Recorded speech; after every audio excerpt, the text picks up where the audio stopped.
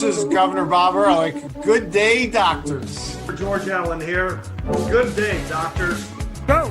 You're watching Dr. Politics.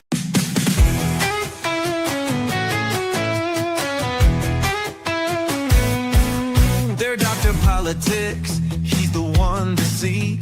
Breaking down the news with sharp analysis. From Congress halls to campaign trails, he tells the truth when all else fails. They're Dr. Politics. Dr. Politics.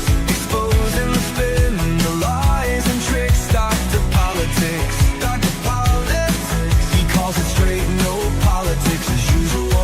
Love from backroom deals to primetime fights. He sheds some light and sets things right. Debates, elections, policy. He cuts through all the DC sleaze. Oh, Dr. Politics. He's got the facts. Dr. Politics. No holding back. Dr. Politics. Go away.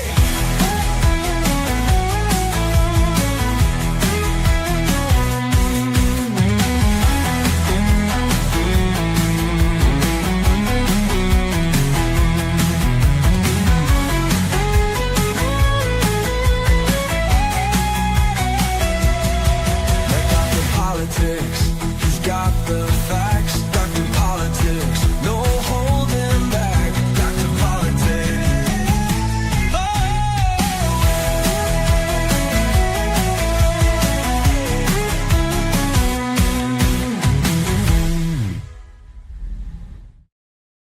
Hey, it is July 3rd, 2026. Happy birthday, America 250, a few hours early. By the way, Don, can you imagine? I was talking to someone. Can you imagine July 3rd, 1776, kind of the excitement people had, what was going to happen on July 4th, 1776, in Philadelphia. To imagine, it's like, got to be a little, got to be like an awesome electrical feeling, that you're about to take on. There's no guarantees you're going to win against the mighty British Empire that the sun never set down on. And it's just, I was just thinking that's got to have been like an awesome, feeling of excitement and kind of like, hey, we're swimming in the deep end of the pool and there's no life preservers or lifeguards that is going to come and save us if we drown, which meant basically certain death for our founding fathers, confiscation of their wealth for our founding fathers if the revolution went south. But yeah, so anyways, it was a hot one today. Dave, I don't know how hot it got in McLean, but it was I have my thermometer that reads the temperature outside was looking to be about 104 around 1 o'clock today, and that's not the heat index. Yeah. And Marylanders, brace yourself for a big electric bill. Thank you, Westmore and Democrats in Annapolis. That 1250 is really going to do a lot of good for me. Not, but yeah. So, Don, thoughts, Dave?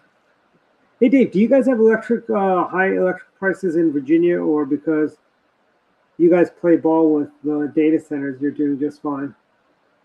It's pretty high. We do have a good amount of data centers, though, but I don't mind that. I'm not so anti-data center as some, but yeah, absolutely.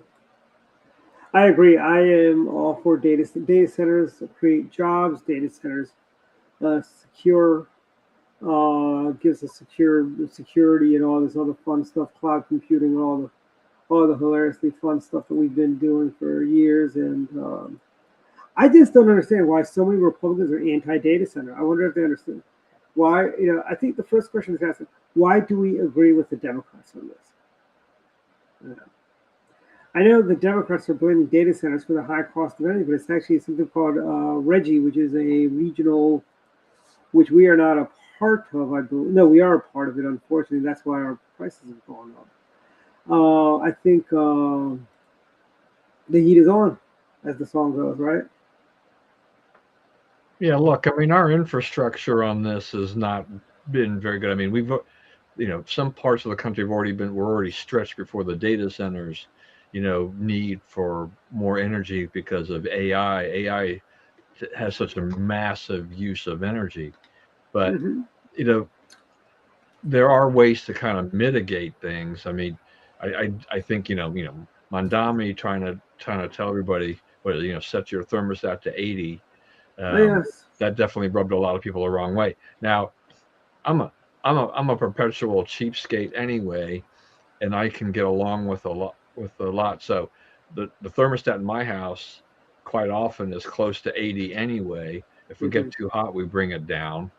But you know, but because of the solar panels, actually, as I watch on Nextdoor, people complaining about high energy prices in Maryland, I'm like, I don't know what these people are doing because even during the winter, I'm like, when I'm not generating anything by solar for the most part, my Hmm. energy prices are still pretty low. Uh, and now I'm seeing complaints because Pepco, because this happens, when we get to the summer, and particularly if you enroll in their, energy wise or whatever they're calling it, they can go ahead and throttle, and adjust your temperature for a little while to try to balance the load. And people are freaking out. They're thinking like, my air conditioner's not working. No, it's working fine, but Pepco is basically saying, we can't just let everybody run their ACs at 70 in this heat. It's just too much. You know, Hmm. Texas. I mean, Texas had all that problem a few years ago. The infrastructure is just kind of rickety in a lot of ways. I know PGIM, which gives us a lot of energy through Pepco and others. They get a lot of criticism, but I don't know if that's they deserve all the criticism. It's the supply and demand. If you decide to run your AC, at 68, expect to pay more money. If Yeah. you, the larger the house, the larger the property, stuff's going to happen. It's unfortunate, and I think what is Westmore doing? I mean, I think they're going to give everybody a few bucks. $12.50. Woohoo! That's That's 2 trips to Starbucks. yeah. But they're giving us back some of the money after they ratcheted our taxes and other fees up, right? They took away the homestead credit. Our gas tax is around 60 cents a gallon, Yeah, I mean federal and that's the state county combined. taking away the homestead credit, right? I mean, Yeah. our county leaders are just they're so wonderful. People are, the Democrats talk about affordability, and then they yank the $692 credit off our tax bill. Yeah. Yeah, you're really helping the And, people. let me just address the whole affordability thing. I'm sorry. It's a privilege to live in Montgomery County, just like it's a privilege to live in a nice neighborhood, frankly. You kind of work your way up to it. It's kind of like your first car, if you're in the General Motors family, is a Chevrolet. You don't start with a Cadillac, you start with a Chevrolet. You work your way through the Pontiac, Oldsmobile, Buick, and then you get the Cadillac. Or you jump over Pontiac and go to Oldsmobile or Buick, and then you go to the Cadillac. But it's like, it's a privilege. It's a privilege to live in Montgomery County. We used to have some of the finest schools in the country because it was a privilege to live in our county. We used to have. I mean, Don, I'm old and remember we had 2 days a week trash pickup. You know, they'd come twice a week and they get your recycling twice a week and they'd get your garbage twice a week. Now it's down to 1 day a week. Although they said, well, you get pickup for 3 times because they count when they come to take your the cardboard recycling and the other recycling stuff. They pick up as 2 separate, 3 separate pickups. So you're getting picked up 3 times a week. Yeah, they're all coming on the same day. What good does that do me, frankly? And they're only taking one piece of the trash, not all the trash. Yeah. Yeah, yeah. I mean, there are areas, I guess, just in the down county that still get county service, but I mean, for basically my entire marriage, you know, Hmm. we've had to use private trash haulers. Yeah, We get 2 day a week service, and that's which lucky you. which helps. I mean, we don't generate anywhere near the trash we used to when we had kids in the house and Yeah. stuff like that. But still, you want to move that trash out. You don't want to have it sitting for a week at a time in most cases, particularly during the summer. Hmm. Especially with watermelon rinds and all that stuff, Oh, exactly. That's exactly what my wife got rid of today. or cantaloupe. I'm not a fan of cantaloupe. I know a lot of people like cantaloupe, but I'm not a fan of I it. have never gotten used to my father loved cantaloupe, and I could just never take it. I mean, he used to You know buy. what? You know what I used to like? Remember those honeydew melons, the white ones? Is that what they're called, honeydews or whatever? Yeah, The white- the yeah. honeydews, yeah. I used to like those, but I tell you, I got a sore throat from eating that a couple of times recently. So I just stopped eating that too. Yeah, Yeah. I'm on, we've been buying, at Costco watermelon, strawberries, peaches, Mhm. grapes, stuff like that. All good stuff, man. I don't Have you every had time those I have yellow Have you had those yellow cherries from Whole Foods? no. They are really good. They're better than the red ones. They're sweeter than the Bing cherries. I don't remember the last time I set foot in a Whole Foods. They sell at Safeway and Giant too. They're like orange in color. Yeah, I don't. I mean, it's pretty rare that you'll find me at a Safeway or Giant. I mean, Costco, H Mart, and Lotte and Aldi tend to be our grocery stores Yeah. for getting stuff, and we don't. Like, where do you get like bottled water and stuff like that? Is that Costco's or do you Yeah, we get? just get the Costco stuff. Yeah, Mhm. yeah. I mean, I would. I think spring water tastes better than the Costco water itself, but Costco does a little. They do something extra with the water, so it's not that bad. I mean, in the end, water's kind of water. There was a brand. I think they stopped selling it. It was like they electrified the water. I'm trying to think who it was. Uh, they claim they ionize the water with a high charge of electricity, which makes it better for But you. you go to the store. I mean, and that's what you see is that you see all these things like ionization and Yes. and this one has extra electrolytes and all these kinds of things. It's that it's just there's a plethora of choices for water and other types of things that didn't exist years ago when we were younger. It was like Yeah. we have more choices. And Did you more drink tap water growing up? tap water. You mean the Yeah. price? No, the water right out of the kitchen faucet, that kind of water. What about it? Did you ever drink that when you were growing up? Did you drink that Oh, growing up? trying to kind of look. How much has the world changed? Who drinks water out of a hose in the back and from their Yeah, I backyard? know. We did You know, that all the yeah. time. We used to make fun of people that bought bottled water. Bottled water wasn't really a thing for a long time. Then it Remember, it became was everybody's like, "Oh yeah, bottled water is great," and then the environmental said, "No, you can't because it's wrecking the environment." And I drink you bottled know, we went through the plastic ring thing with six yeah. packs and stuff like that. And it's like you can find something wrong with everything that is out there. I mean, it's just, but Yeah, they can melt down plastic and make new things with it. I mean, just saying,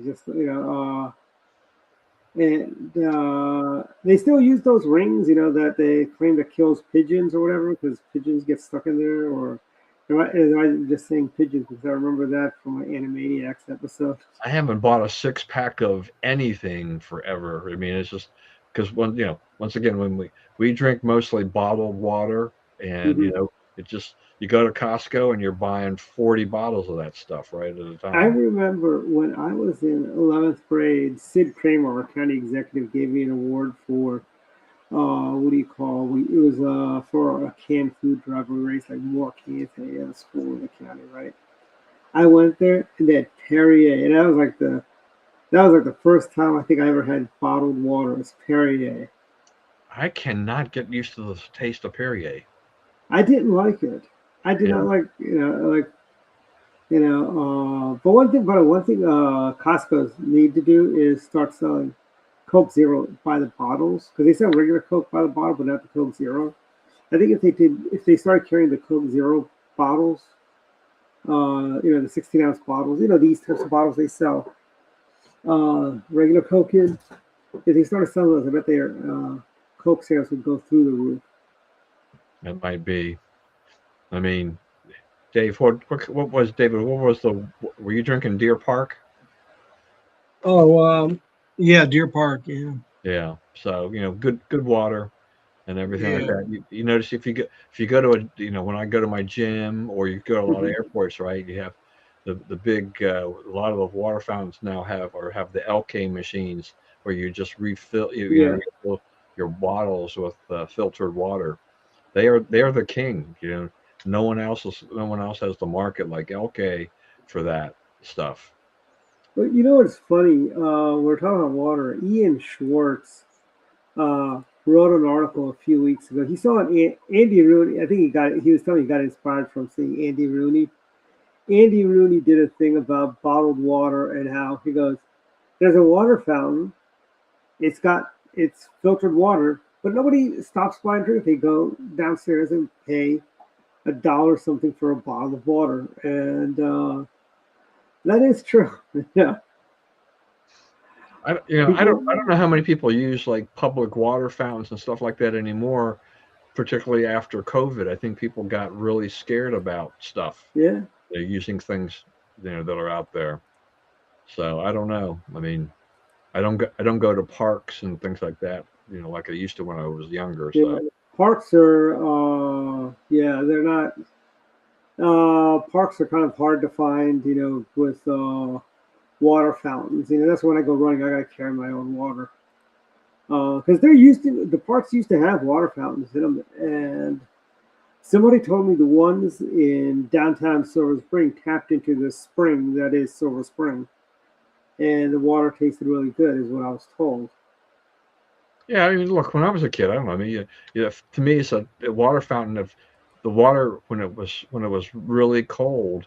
If it came out nice and cold, it just tasted great. It didn't. Yeah. I never even thought about the source. It's just like you wanted something that Mm-hmm. was just going to hit you, and give you some relief. And remember in schools you had the white water fountains and the stainless steel ones. The stainless steel ones were the ones that actually had the refrigeration units so the water was not cold, while the white ones were just regular room temperature water. Do you remember those at all, Don? No, I don't know about that. I have to think about that. Yeah. I see David's very faithful to McDonald's here. Oh yeah, yeah. No, Hey, does McDonald's have any America 250 specials? Like, are they like doing like $2.50 specials or I anything? don't know. I didn't notice any. But yeah, they should do something for that. Yeah, they're not on the list of July 4th specials. There is a $2.50 hamburger and apple pie special tomorrow only at Checkers. Oh really? Really? Yeah. But Well, the apple pie can't be that good. I mean, it's a baked apple pie or whatever it is. It's gonna be fine. Well, I mean, my wife, who doesn't really like burgers, she's like, Mm-hmm. she saw this thing and she goes, "I want one tomorrow." And I'm like, yeah. "Okay, fine." Is there a Checkers near you? You have to go all the way to Rockville, I guess, to go to the Checkers. I mean, we have a Checkers about a mile away now. We don't have one until Manassas. I have to go like 20 something miles away. So. What I want is a Sonic. Yeah, there's a Sonic I know in Manassas. There's one in Howard County right on Route 40, Don. Yeah, well, there's a Sonic up in Frederick, but I mean, it's like I want one. Is that Frederick or is that Hagerstown? Because I do know there's a Sonic that you're talking about. So by the end of the year, we'll finally get an Arby's back, because it's taken over one of the McDonald's that closed. So I'll get that, which will make me happy. Which means you can try. But I want a Sonic and I want a Raising Cane's here. So. Isn't there Raising Cane's that just opened somewhere in Montgomery County? No, the closest Raising Cane's is over in Columbia. I could have swore there was. There isn't a Raising Cane's within 30 miles of where I live. It's like it really sucks. I know the Moco show guys. Well, I think that Checkers deal seems pretty good. I remember it always seems to me that the 4th of July, a lot of the big food places had some sort of deals. But I don't really remember offhand. But I thought they would do something for it, which was smart business. It was smart business. Yeah, I mean, I saw something about Shake Shack. Yeah. So they're doing for 1776. Mhm. They're doing like I think it's like a double stack hamburger, the fries and a milkshake or something like And they're that. going to charge you $17.76, which is the regular rate, because Shake Shack, I think, is overpriced. Well, You know- yeah, I mean the burger's probably what, $12 alone or something. Yeah. I'm sure. I mean the Shake Shack. It's our 1776 promotion. I liked it. Speaking of throwback and prices, I remember one year, the Chicago Comiskey Park, towards the last year of Comiskey Park, they actually had a game, maybe a Saturday, Sunday game, where they actually went back to the old prices from the Those 1920s. those are fun. When Yeah. sometimes they do those rollbacks for nostalgia. Yeah. They'll sell you a cheap hot dog or a beer or something like that. Yeah. Yeah, people love it. Yeah, I think that's awesome. Yeah. We need some of that rollback for gas prices. Here, let's celebrate America's Well, 250. didn't what do you call it do that last year? Sheets did that $1.76 a gallon for last year on 4th of July. It was something like that. Yeah, I think it was something like that. I think somebody did that. I mean, But that could be a little too costly. It's one thing for a cheap burger, but for a gallon of gas. yeah, I mean, it's usually a lot of times with that, it's that you have to you're trying to calculate how much gas you're going to wind up pumping. Yeah. You could run out of gas theoretically. That's what happened when they did that. Right. Yeah, that you probably happens run a lot.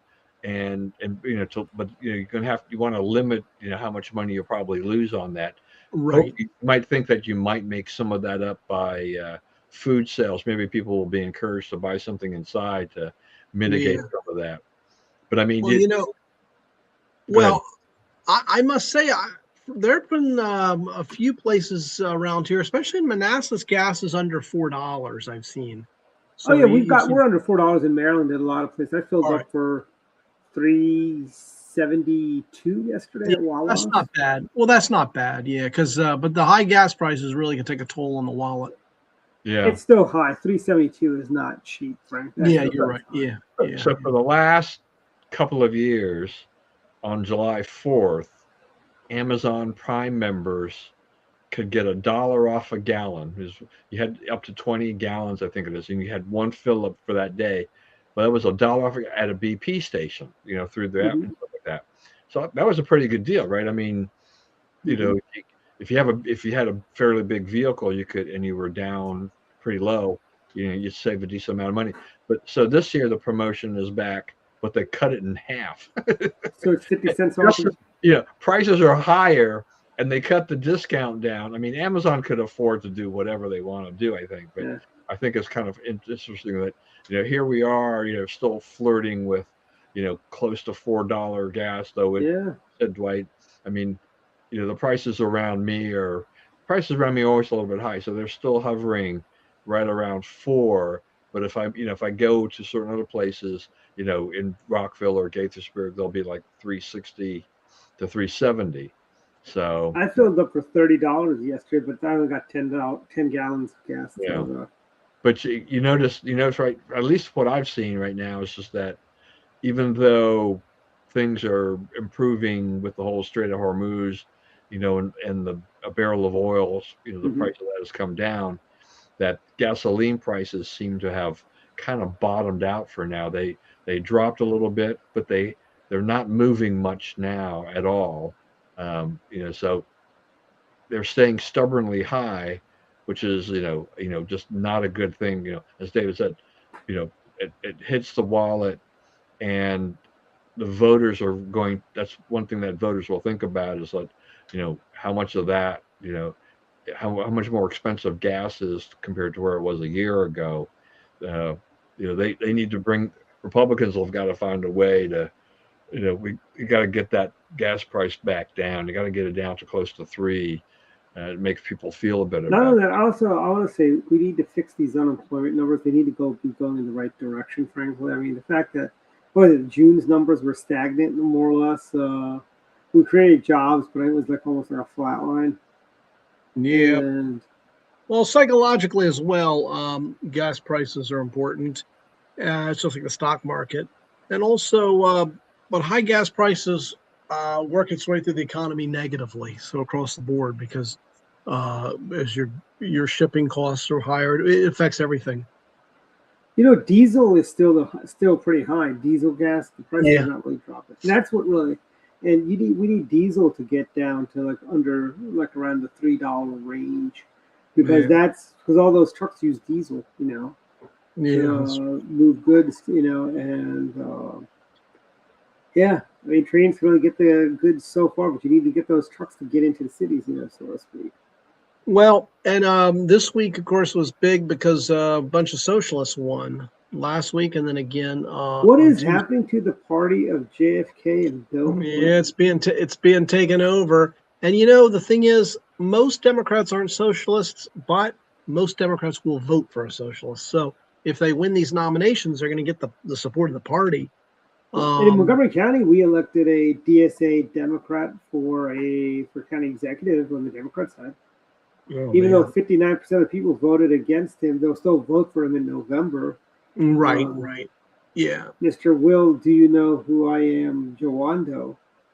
Yeah. He's got a stack of get out of jail free cards that he rides around with when he gets pulled over for driving with that on expired tags.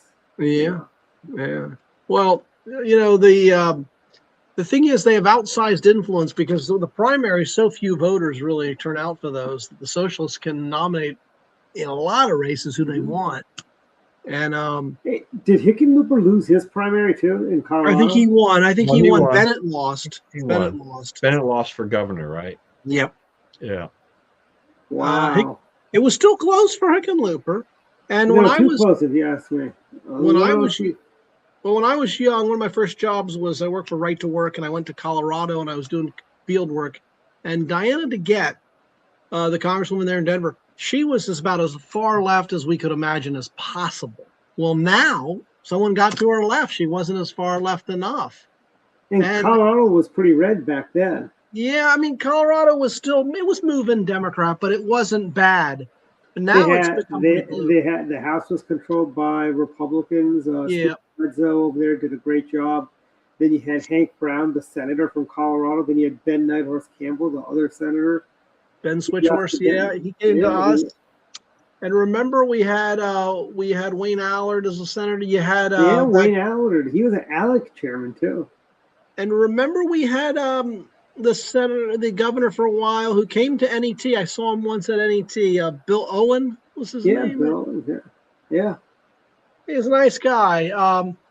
But he was thought of as presidential potential, but he had some sort of scandal. Maybe it was a divorce or something. But Paul. Yeah, go ahead, Doc. Yeah, I was going to say. I mean, as David points out, I mean, here's the thing: the Democratic Socialists, they are so far left. I mean, it's just crazy. It's just absolutely crazy. Yeah. And the Democrats, I mean, they're struggling, right? I mean, they're trying to figure it. I mean, I think you wrote about this a little bit, David, too, in terms of what's going on here. But the Democrats they're willing to kind of accept them, but you do have Democrats like Letitia James and some others who are like, well, you're wrecking the party. I mean, they figure that they're going to have a much harder time winning the primaries. You said, David, not a lot of people vote, so they can go through that. Winning the general election, could be a lot tougher depending upon how the district is drawn and everything like that.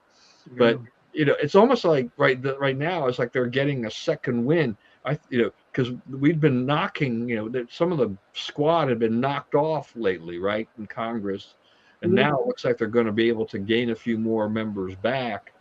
But they're absolutely nuts. Their policies are crazy. Chuck Schumer and Hakeem Jeffries, are they really going to think they can govern those people? They're loud, they're obnoxious, and they have, they're not going to have any influence per se initially. Yeah. Well, if you remember, we also had in the rear end. I mean, Bernie Sanders is always a pain in the rear end to the Democrats. Yeah, and remember, with the redistricting, if Democrats do take the House, which seems likely, there's not going to be that many seats margin for them either. So the 7 socialists will have a lot of influence. But we've got 10 moderates who are basically, we're not a socialist party. Maybe they would want to come home to the Republican Party, where we would welcome them. Well, that may be true, but I kind of doubt it. I think there's so few, moderates. No, there's about 10 of them. 10 of them. Okay. Yeah, they did a whole thing speaking out last I don't know. week. I mean, moderates have been. I mean, the Democratic Socialists have basically been the ones squeezing what moderates there are out. I mean, the Democrats have conducted, a purge for the last 20 years of getting the blue dog Democrats and anybody who's moderate out of the party, so that what you really do have is just this far left Democratic Party, which tries to paint itself as we're average, we're just for the working man or whatever. We're not far left, but their policies are definitely far left. Every time they get elected, you see what the policies are. Sometimes they even run and hide who they really are, and then they get into office, and then all of a sudden it's like, okay, now I'm in office, let's go ahead and just run roughshod over this, and let's throw up all these ideas. We want free this, free that, subsidize this, subsidize that, give it all away to the people. Yeah, I guess it's just sort of inevitable in a way that the so-called traditional liberals or the establishment, they just don't have much fight left in them, and they don't have the intellect, they don't have the ideas, and I just think they're going to get steamrolled because the energy is on the far left. And I don't. These people, they think Bill Clinton is too right wing for these people. Oh, absolutely, yeah. But Clinton won't do anything either. Clinton can't. No, he won't. But I tell you what, I was a little impressed that Raging Cajun, James Carville, spoke out against these people. Yeah, that's true. Well, even Jamie Harrison, the former DNC chair, said, why don't you just start your own party? They're like the libertarians who invade the Republican Party, They can't win on their own. That's why they do this, because they can't win as third-party candidates, frankly. Yeah, that's true. So it's really a two-party system. Take over one of the parties. So the socialists feel we'll just take over the Democratic Party. Well, that's the path of least resistance, frankly. And but you've got, as you said, David, that it's the energy level of the establishment, Democrats just really isn't there. Yeah. And these Democratic Socialists, they're just noisy. They're loud. They make a lot of, and they throw off a lot of policies that people think, oh, this is wonderful. You're going to give me, free everything. I want that.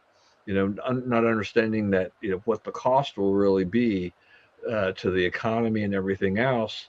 But they don't mind, that initially until they see the bill later on. What's funny is the clown in New York was talking universal income for people, which is like, this is insane. You want universal income?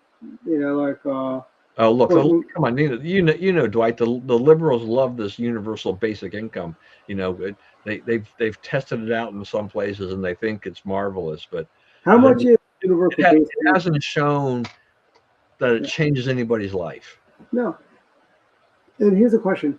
Would a free $1,000 a month really change people's lives who've got zero coming in? That's $12,000. Is that really going to, change anyone's life, frankly, $12,000 a year? I don't think it does. I didn't read. Maybe one of you guys understands better, because I meant to study this a little bit more at some point. With Mondami, one of his promises was, like the government-run grocery store. How are they going to basically keep people from costing the city, tens of millions of dollars in a year with all the groceries that they're either going to give away or subsidize? It doesn't make any sense to me. You got here's the thing. Are you going to prosecute people who steal from the government, state-run grocery stores? Right. I do envision a lot of shoplifting or something, if that's possible. Oh, well, we're not going to prosecute. They probably needed the food. That's why they stole it, Well, but the other problem is the cost, because the government doesn't know how to run a grocery store, so it's going to cost a lot more. They're better off just giving people money to go buy food at a regular grocery store. But you know, They already do that. It's called Wix and food stamps Right. and all There's other programs. there's a story, I think it's of Boris Yeltsin, who was a communist toward the end of the Soviet Union, and he visited America, and he went into a grocery store, and that was the most amazing thing to him because he saw all this food, all this choice. See, Boris Yeltsin grew up, he's from a country that had government-run grocery stores. And Zoran Mandami's decided to go to the Yeltsin version, the old Soviet version of government-run grocery And you know what's stores. funny? Zoran Mamdani's family from a country that also had price controls, government run. I mean, does he claim he's Indian or Pakistani? I don't know what he's claiming he is this week, but none of these ideas are new. Yeah, These all India have been until fun. 1991 had socialist policies in place, Yeah. and you had a lot of problems. And then in '91, it's like basically the other party got elected, and they started opening. One of the best things they ever did was they privatized Air India and a lot of these other government agencies, you know. And as a result, there's a growing middle class over there. I mean, I just saw it from when I was there a few weeks ago. You know, everyone's got like 2 cars minimum at homes. You know, they're doing, you know, and it's because they've turned to free market capitalism. They're not dependent on Indira Gandhi and Nehru and whatever other Congress sycophant leaders they had that were giving them free stuff, frankly. Yeah. Well, you know, and I think, you know, I mean, the socialists, these guys, they are, you know, going out and railing against the very capitalist system that got them to where they are today, right? That gave them the privilege, the money, you know, everything that they want, and yet they are out there railing against it and trying to tear it apart. And it's like, you know, you guys are just such a bunch of hypocrites to talk about, you know, how the government or the system has wronged the people, when, you know, they have benefited from our system. You know, go to another country, see what it's like. Look at, I mean, you know, look at the World Cup. You know, I mean, how many stories are we seeing from this flood of foreigners coming into this country, and they're like, whoa, you have this and you have that. You know, it's like, this is amazing. Yeah, absolutely. It's like there was a very funny episode of The Golden Girls where B. Arthur's character, her ex-husband's cousin comes from Russia, and she's kind of first, you know, she's there, she's like railing against American capitalism, and then by the time she's leaving, she goes, you know, and this show is after the Cold War, but she goes, and like in the beginning, she says, the best thing that ever came out of America is a Slurpee.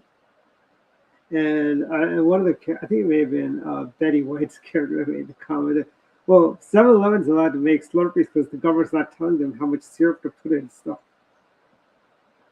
And that is true. The government, when it gets out of the way of businesses thrive. When they do, government's job is to build roads and stuff like that. It's not, their job is not to tell me what the price of a gallon of milk should be. Markets decide that. Yeah. Somebody on the left thinks we should have government price controls on things like milk, bread, and eggs, frankly. Are eggs still expensive, by the way, Don, or have prices come down now? Yeah, they're relatively stable. You know, I mean, the milk, are they back to pre-COVID levels? Did take a big jump recently, but it's like a lot of things. You know, that does kind of vary from time to time. You're never quite sure. I mean, in government, I mean, for heaven's sakes, I mean, we've, you know, I think we're still doing milk price supports and stuff like that for dairy farmers. We do a lot of stuff where the dairy compact, we subsidize farmers, you know, because that's an expensive enterprise, and you know, not a lot of them could make it on their own, though some of them are being kind of swallowed up by kind of a conglomerate, these other big farms, to try to run it in a different fashion. But you know, yeah, it's very different. I mean, you know, the other thing about the World Cup people is that I think they found out how hospitable Americans can be. You know, these people have flooded into a lot of these cities, and Americans have been great hosts to all these people from all these different countries during this World Cup, and we still have time to go here. We're only about halfway through, the cup at this point, so there's still a lot of games to be played.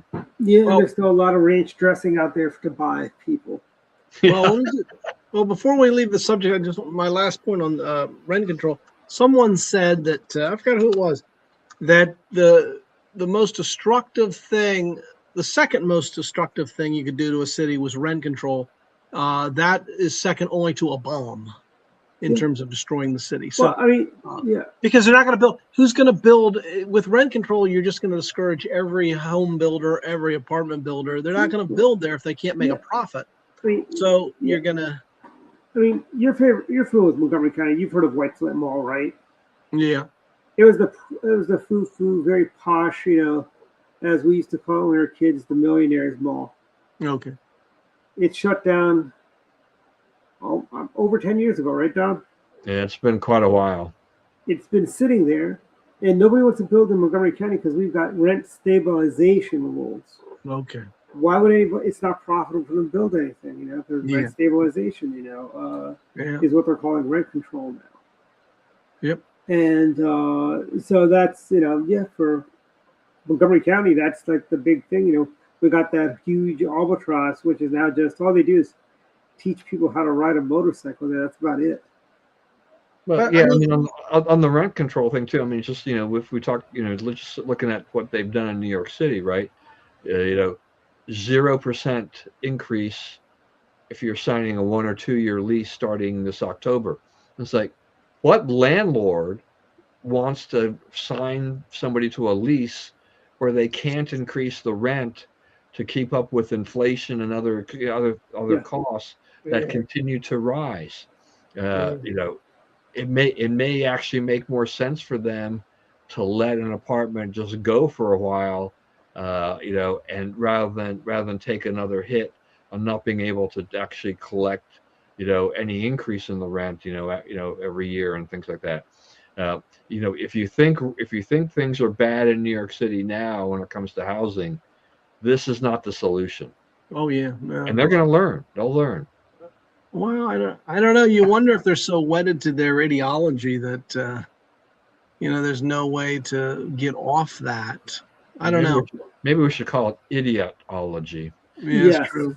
Yeah. And I could be wrong. I mean, because I've never rented an apartment or anything like that, right?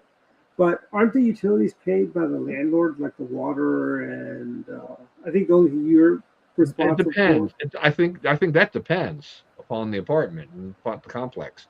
Some are metered individually, and others are just by the unit, by the whole building, and then split up. But yeah. And for that, I'd like to say, if you're a landlord and if you're paying all the utilities and you can't raise rents because utility prices are already going up, is he going to freeze utility prices for 2 years? If he's going to freeze rent prices, he's going to freeze public utility prices.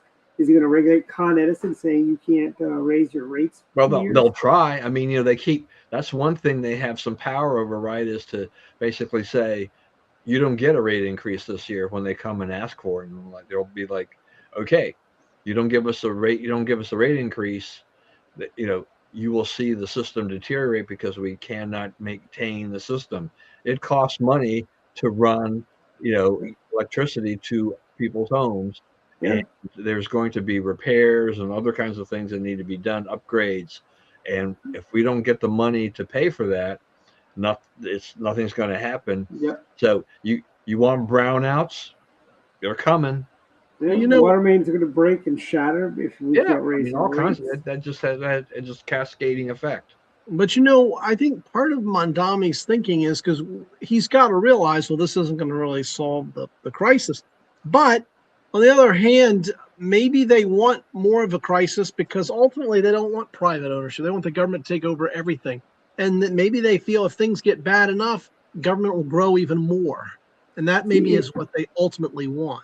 See, it comes down to what they want to do is they want stuff that sounds good. Okay, so what they're going to do is, well, Zoran can't do it because blah blah blah does this. So we need to elect more people that will vote that will help Zoran do his socialism, and that's how they're getting socialists elected.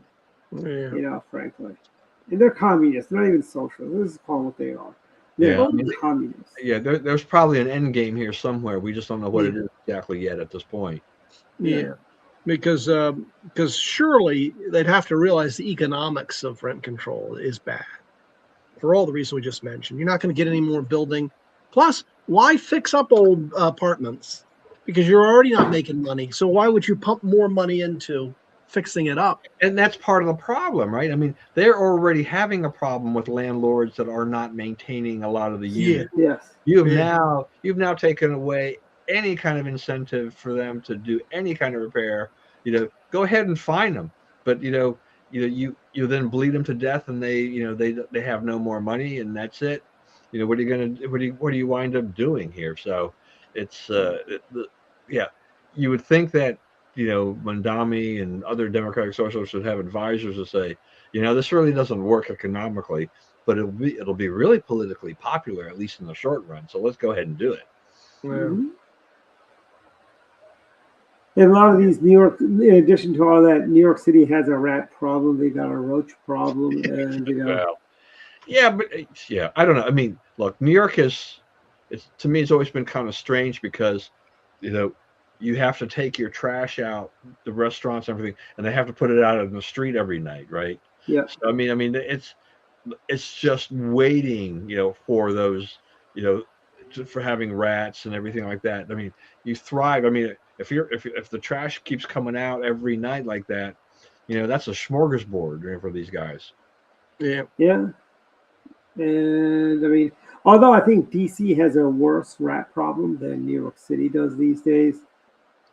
Even Baltimore's got a pretty bad problem, is what I hear. I've heard people tell stories like you can see, like, it looks like the roads move. That's how many rats are in some parts of Baltimore in the morning. You see them all. Yeah, and the problem is that the longer you have the problem, the more they become immune to all your efforts to fight them back, right? I mean, you've tried all kinds of poisons and other kinds of things like that, and you have to probably do it humanely, right? You have to, because they don't let you do. They don't let you use rat poison.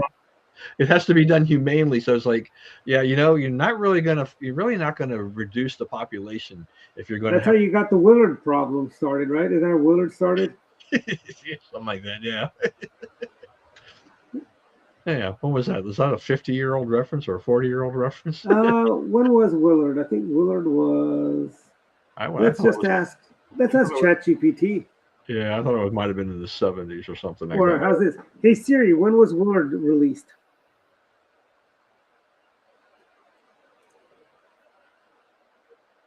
No, Willard was. No, that is not March 14th, 2003. I'm sorry, Siri. You're wrong.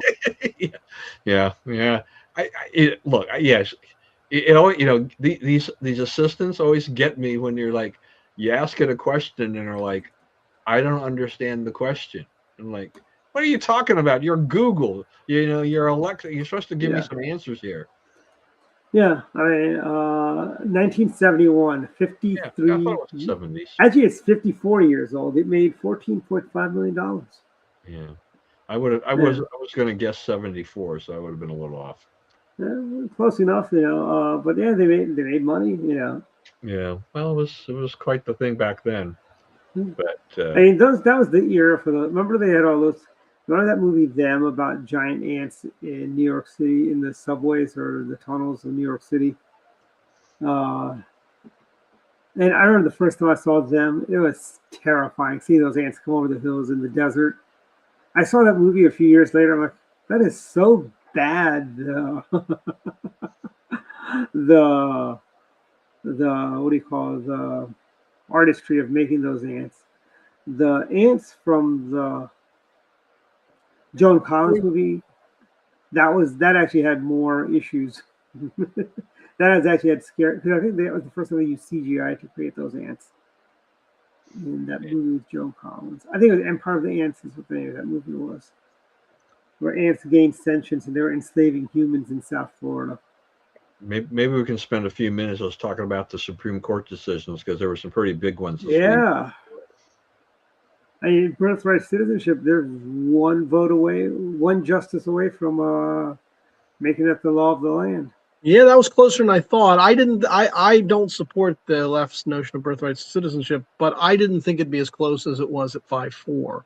I thought it was going to be 5-4 our way, frankly. Oh, did you? Okay. Yeah, I didn't think we're gonna, I didn't think I didn't think based on the original oral arguments the conservatives were going to win that one. Oh, did you? But don't you know, Don? King Trump wanted that, and King Trump put those justices there.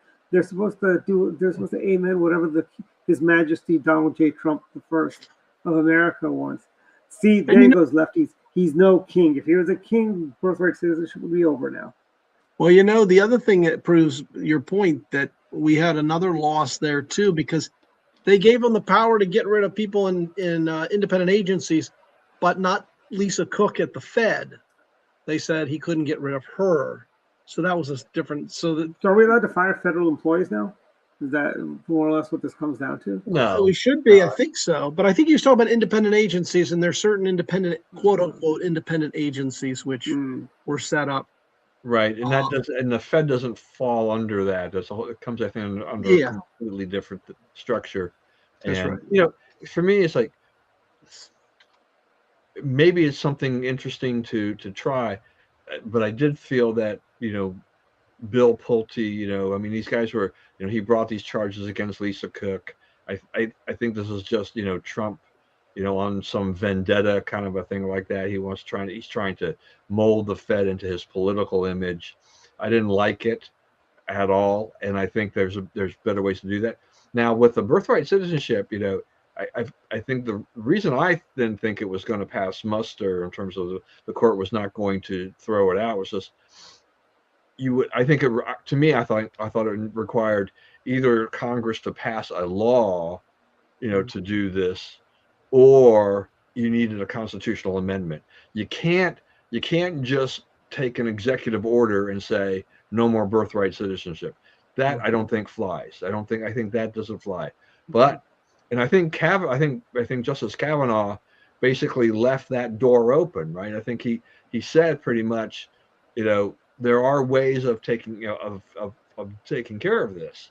So, would Congress pass a law? If we can build a big enough majority in Congress, constitutional amendment, the requirements for that's pretty hard. That'd be a tough one, and everything like that. Justice Thomas, of one of the Senate. I mean, I think they were right in pointing out that it was the original intent of the founders was for slaves, not for legal immigrants. But I also think, on the other hand, the administration has done such a good job on immigration control that how big an issue is this? I mean, where does it rank? As a top level issue, if you basically are now controlling the flow and keeping most people out of the country, this should not be as big an issue going forward as it has been in the past, even though it wasn't a huge percentage of people being born in this country compared to vis-a-vis the population. But I get the idea and why people are, they struggle with the birthright citizenship. Birth tourism is bad. That should never happen. Yeah, I think we just shouldn't give visas to pregnant women, frankly. Right. Yeah. If you're gonna come, have Junior then come back to America, come again. We'll be happy to give you visas in 6 months. And don't they ask that on the question? Isn't that like a question if they're pregnant? I would think that could be a legitimate question, and then make a choice decision based on that. And if they lied about it, what if they lied about it and then gave birth here? Well, yeah. I mean, if you're in your first trimester, it'd be easy to lie about it because most women don't show. Right. At that point, they're still early in the pregnancy, they're not showing. So you could lie. You can't hide a baby bump really very well. Once you get down towards that last trimester.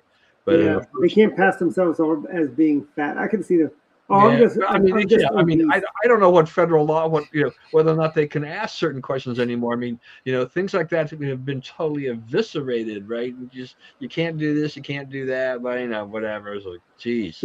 Remember there was a episode of the original Night Court where Dan Fielding's character, there's this fat woman in the court, and he goes, "So, when are you due?" And she's like, "I'm not pregnant." I mean, I would never ask a woman that looks like they've got a tummy, as that's still child bearing age, whether or not she's expecting or not. I wait for somebody to tell me that she is expecting, because I'll wind up on the That's the wrong smart end thing of to that. do, It's not pretty. It's not pretty. On the even though that the mail-in ballot thing didn't go our way, which I think was I think there were issues there that still have to be resolved, and the governor in Mississippi wants to get that changed, and I think that's what's going to have to happen, is that the states would have to amend their laws, I and the blue think states what are we need to that. do is But this also puts pressure on they getting won big, I think, on transgender. Yes, they did. That's right. That's right. But I think, And- John, this also means we need to get the Save America Act through and done, frankly, as a result of this. And I think the president has said something to that effect. I mean, just this is the Save America Act is needed more now than ever as a result of this. Yeah. Well, and the other good thing is the TPS, they ruled that temporary protective status is just that, temporary. So an earthquake 6 years ago in Haiti, they can't keep using that as temporary. So they got to send them back. Yeah. It's someone said the contradiction here that, Trump, I think, referred to Haiti as a bleep hole country, and the Democrats were upset. How dare you say that? But now when it comes to sending back the Haitians, they're like, oh, no, you can't send them back there. So yeah, right. Is it not exactly, right? Yeah, exactly. That's an excellent point. This is like, Trump criticized the country, and it's like Democrats are like, you can't do that to these people. Mm-hmm. And now they're like, oh well, wait a minute, you can't. No, you can't send them back to Haiti. That's terrible. Here's the craziest thing, right? Yeah. Haiti's an island. You got Haiti on one side, you got the Dominican Republic on the other side. Dominican Republic has a thriving tourist industry. They've got mango groves mangoes they export to America, because you get Dominican mangoes at Safeway and Giant. You got all this other stuff, right? Haiti, why? It's like maybe if they didn't have such a corrupt government, they too could be like Dominican Republic. Well, I mean, that's the problem with a lot of these countries, though, right? It's the corruption. They have an earthquake, and nothing gets done. Money goes to officials. They've had their pockets.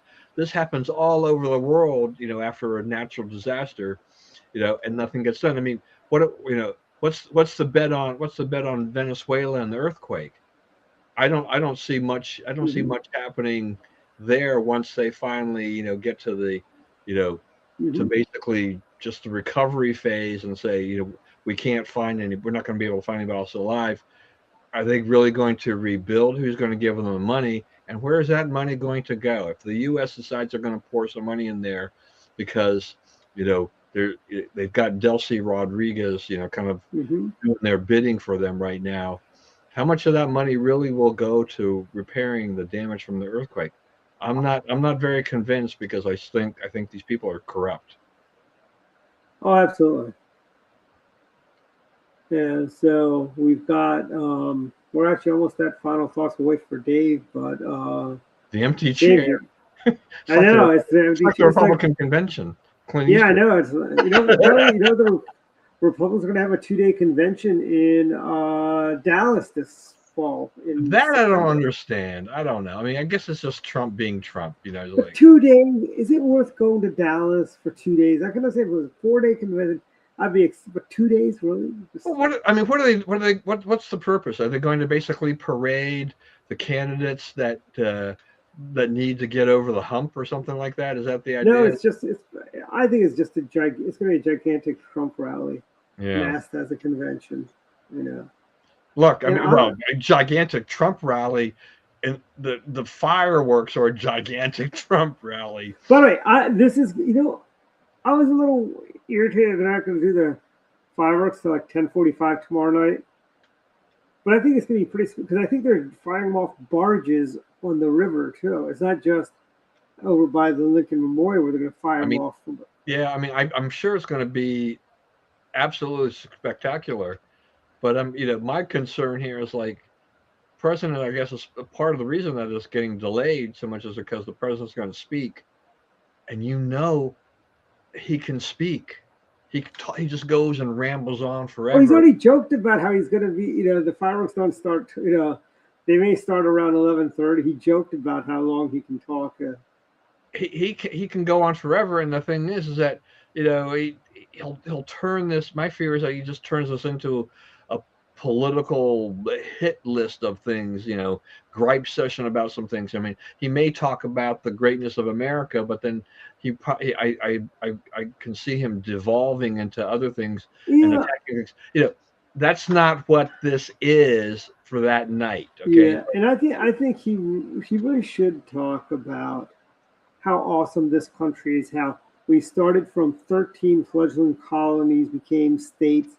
We built the Erie Canal and the Panama Canal, which the French failed to do miserably. The American engineering, the transcontinental railroad, the highway system, fiber optics. There is so many great things, because a lot of the kids that write for us have been writing on America 250 about everything from engineering marvels to how, we've led the charge on curing diseases. We cured polio. We have a successful treatment for malaria and yellow fever. We have done it all over the 250 years. And whenever there's a problem that arises around the world, it is America that steps up. We're the first one there and the last ones to leave. Kind of like that old Jackson Brown songs about the roadies. We're like the roadies of the world. We're first there and last to leave. And it is, and that's really what this speech should be focused on, the greatness of the country. From Thomas Jefferson. Did you know that he got a giant wedge of cheese and Congress decided to give a giant loaf of bread to go with that giant? Some dairy farmers want to give him a giant wheel of cheese, and then is he speaking at Mount Rushmore tonight? Yes, he's speaking at Mount Rushmore tonight. So maybe we'll get a clue as to what he's likely to say tomorrow. Yeah, I mean, he'll probably touch on Iran and but yeah, He'll probably say, "Wouldn't this be wonderful if my face could get up here too?" Oh, that's people have already been talking about that. I mean, you've seen all the AI generated images of. Just go build your own Mount Rushmore. You're worth a ton of money now. But it'll be a lot. It'll be a great monument. It'll be a really great monument. Take all that crypto money that you've been profiting off and grifting off of, and then go ahead and build your own Mount Rushmore. But Bitcoin took a major hit recently. I'm trying to think. Not a major thing was going to be in the poorhouse, but it's not worth what it was a few weeks ago. And that's why I'll never touch crypto. Just leave it alone. I like tangible things I can touch and feel, like homes. That's the safest investment, frankly. Homes, real estate. I never got into because I just don't really understand it. I've never invested in crypto. It's just something I don't really know much about. So I tell you, you build more wealth by investing in stocks and real estate, frankly. Yeah, I agree.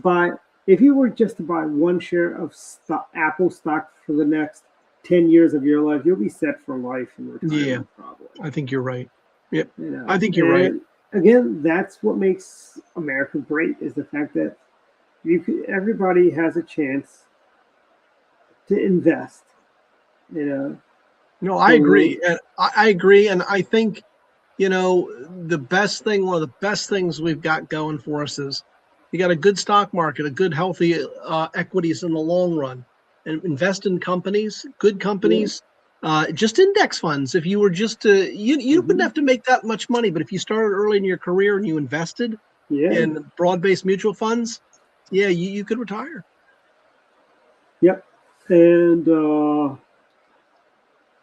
I guess we're at extra innings. I guess we can go to final thoughts and reflect on America 250 if we like, but before that, I'm going to play a little video.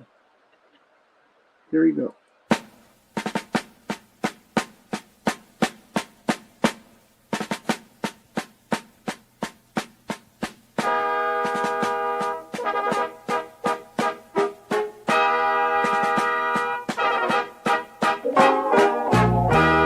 Oh, beautiful, far heroes proved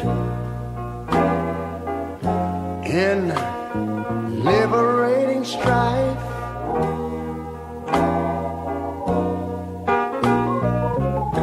Who more than self their country loved, and mercy more than life.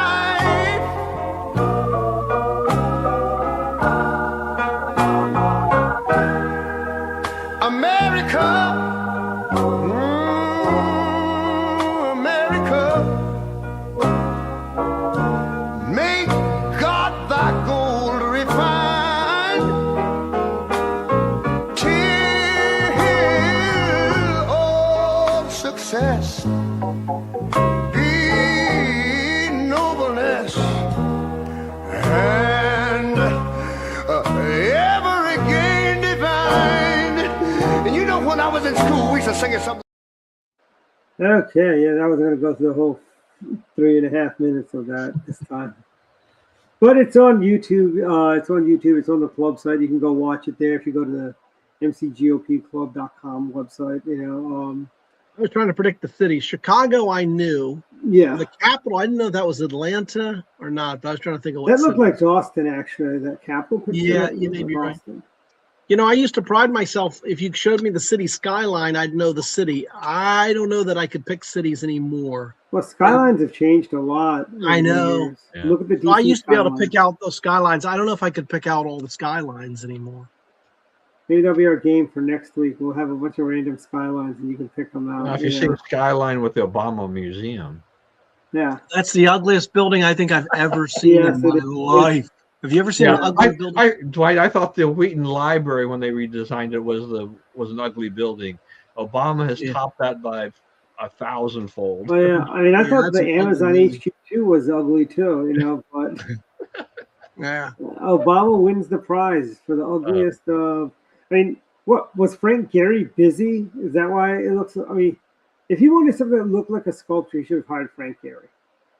Is he still with us, Frank Gehry? I believe he is. I think he is. You know who was a great modern architect, and he's no longer with us? Philip Johnson. Philip Johnson did some good stuff. Yeah, Michael Graves was really good too. Yeah. But yeah, that building is just horrible. That's an ugly building. Obama Nation. Yes. I could have drawn a better looking building. Anyone could have drawn a better looking building. Here you go. You know? Frank Gehry passed away last year, December 5th. You could have given that to a 5th grader or 1st grader or something like that. Yeah. That's just, the Trump had such a beautiful meme on that. He had the big trash bag on top of it, like a trash. You know what's funny is it kind of do you remember in like 1st grade, 2nd grade, art class, you make stuff with clay. They give you a little block of clay, and you're supposed to make something. I think what my end product kind of looked like the Obama library, and I got a C on it, so it wasn't very good. Well, you know who may have trouble raising money for a library? Biden. Joe Biden. He's doing a bookmobile. He's not. Yeah, he's doing a bookmobile and ice cream truck. That's what he's doing. Remember? Oh, you were on last week when we shared that. Yeah, it's the Joe Biden memorial, his presidential bookmobile and ice cream truck. Remember, Rush Limbaugh used to refer to Bill Clinton's museum as the Bill Clinton Museum and Massage Parlor. Yes, the presidential library and massage parlor. Yeah. But I tell you, I was when we were doing a story.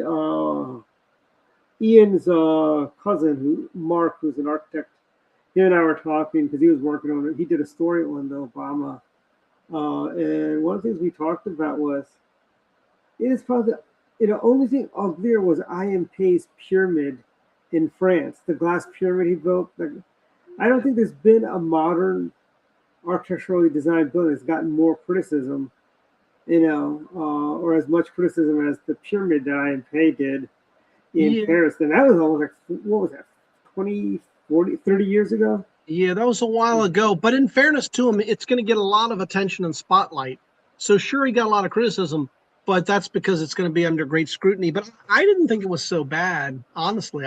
I thought it was a good way of transitioning your two wings. Yeah, and the way I look at it, the French just don't have taste. There was a funny episode of Animaniacs Pinky and the Brain where they're in France and Pinky goes, Brain, I think somebody should build a glass pyramid right there. Yeah. Man, Pinky and the Brain. I love that. I know. Great. Netflix brought it back, but I heard it wasn't that funny as the original. And I guess we're at final thoughts now. We'll start with you, Dave. All right. Well, if you wanted a memory, a 4th of July memory, I was a little boy for the bicentennial. I don't remember that much about it, but I think, and I don't know if it was this time or not, but I remember we were all outside. The families were of the neighborhood and were shooting off fireworks. And I believe I had a neighbor that came out and read the Declaration of Independence.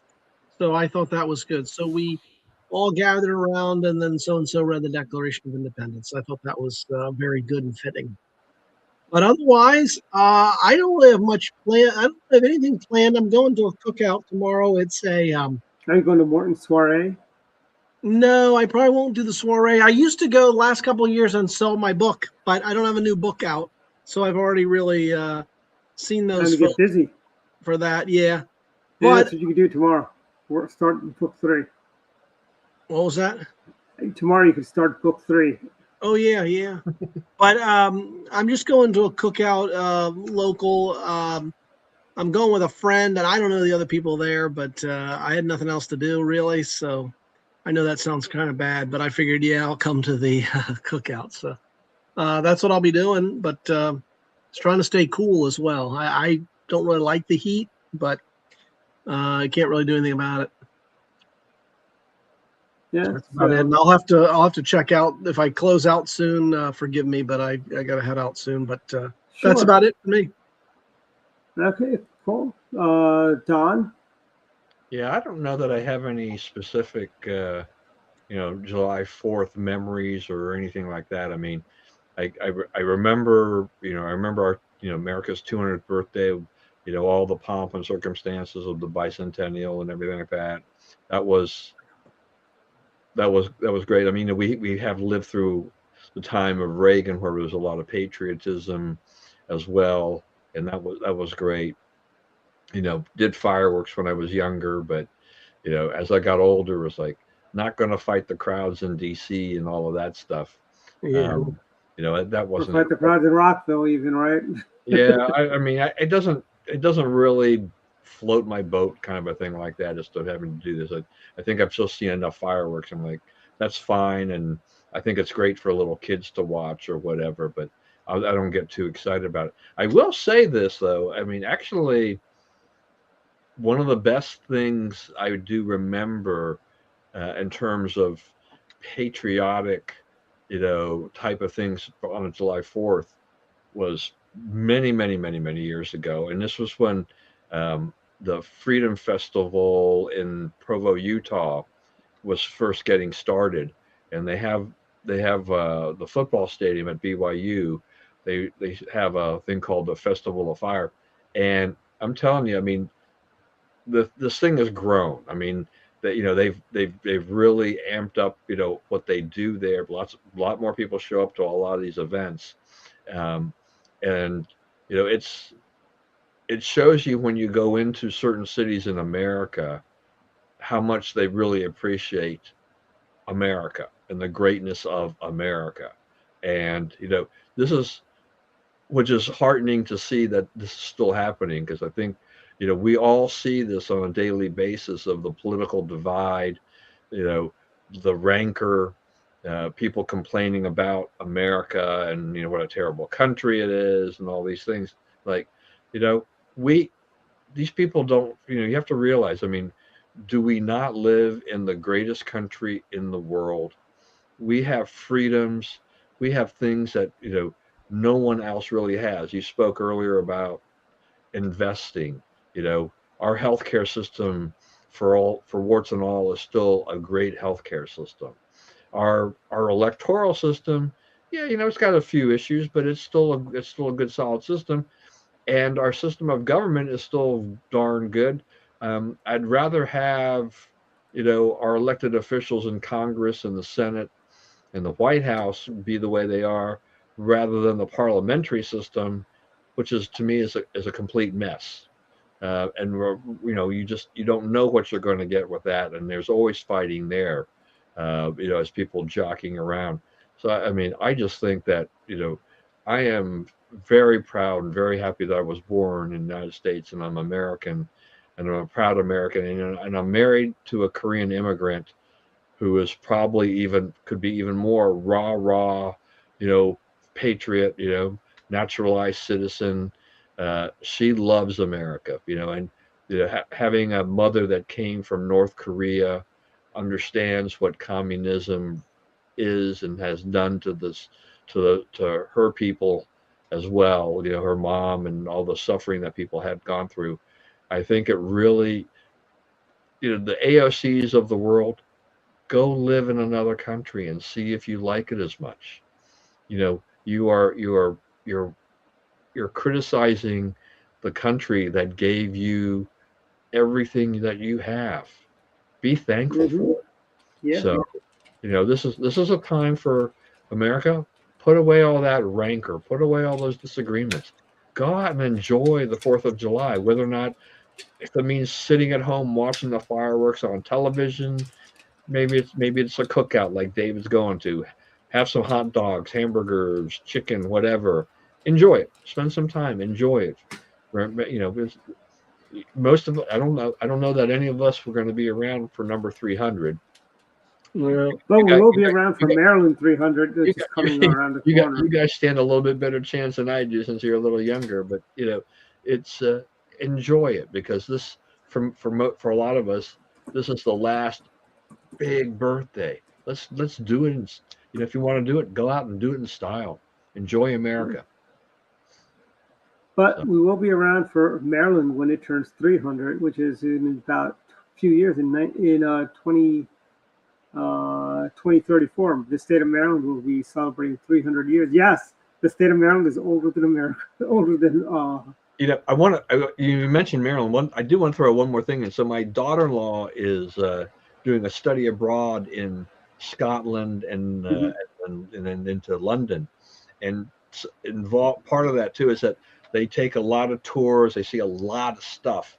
So you go into Scotland is a big deal, because on my father's side, the ancestry goes back into Scotland. So, but yeah, she's been going around. She's taking these pictures, and she posted a picture the other day, in one of these cathedrals, and it's the Maryland flag, in essence, right? It's Lord Calvert, Yeah. and she goes in the post. She goes, "This looks a lot like the Maryland flag," and I'm like, "I'll tell you why." well, guys, have a happy 4th. I'm going to have to hit the road. All right, enjoy. Okay. Yeah. All right. Thanks, guys. And keep You checking my did. website.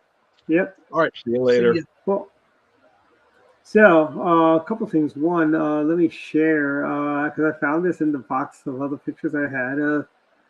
I was not even 4 years old, Todd. I was 3 years old. I was a few weeks away from number 4. Here, let me share my screen. And that is my buddy Mitchell. And this Great picture. is Kensington. And I'm like, I can't believe I wore that shirt willingly. I don't think at age 3 I probably would not have liked wearing a red shirt. But that's my late friend Mitch, who passed away many years ago. but that's over in Kensington, Maryland, where they used to do a 4th of July thing. But I mean, this just looking at the picture, it just feels like the 70s. Maybe it's because the way. But and also we have here a couple of things. We've got some great articles. And I thought of this when you mentioned about growing up in America. One of our writers, David Lee, he is he starts his job actually at IMF next week. He graduated from American, and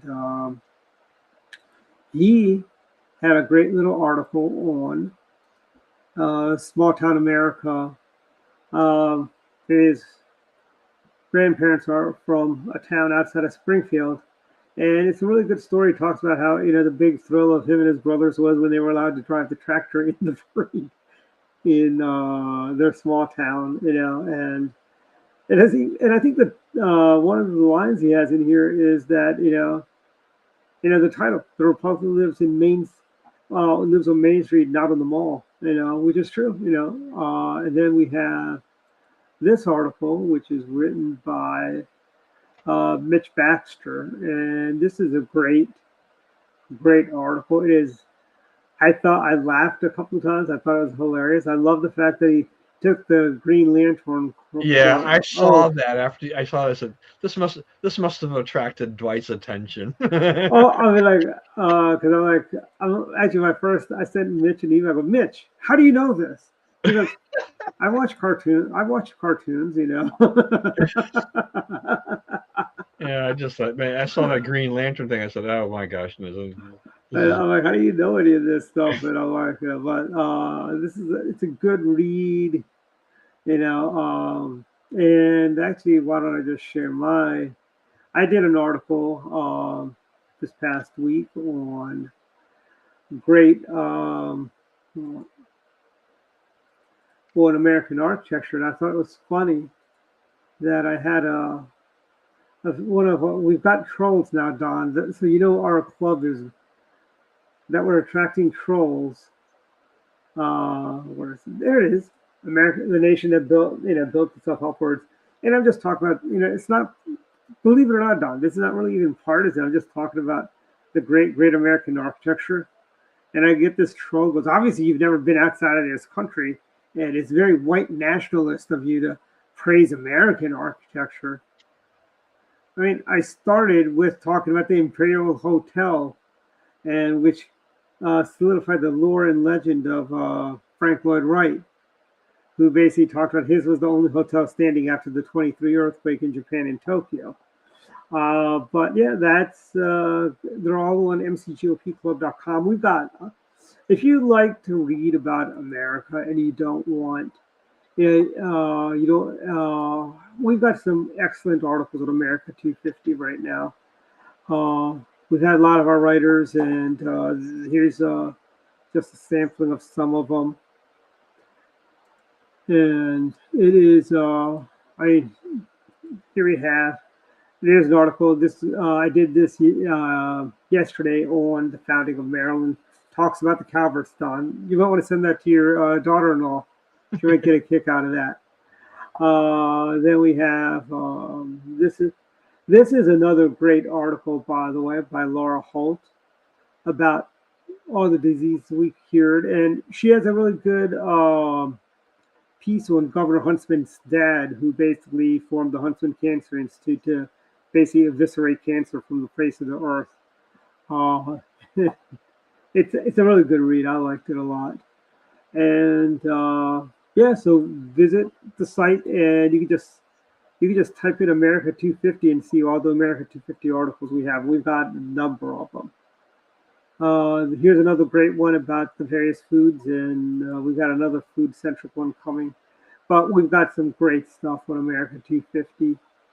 And switching gears a little bit, also we've got, in addition to America 250, we also have, we had the Maryland Montgomery, the state primaries last weekend. Evidently, Andrew Friedson lied to everyone, saying he really cares about tax cuts and so on, but yet he's going to endorse Will Jawando for county executive. and that is a shame.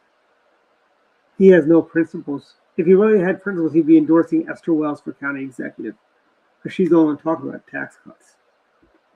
And let's see, we've got that, and that is all I've got. And we will see everyone next week. Happy birthday, America 250. Good night, everyone. Good night.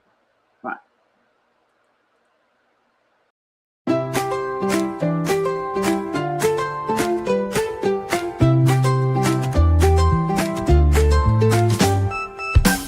Let's go down to Missoni, where Italian cuisine shines.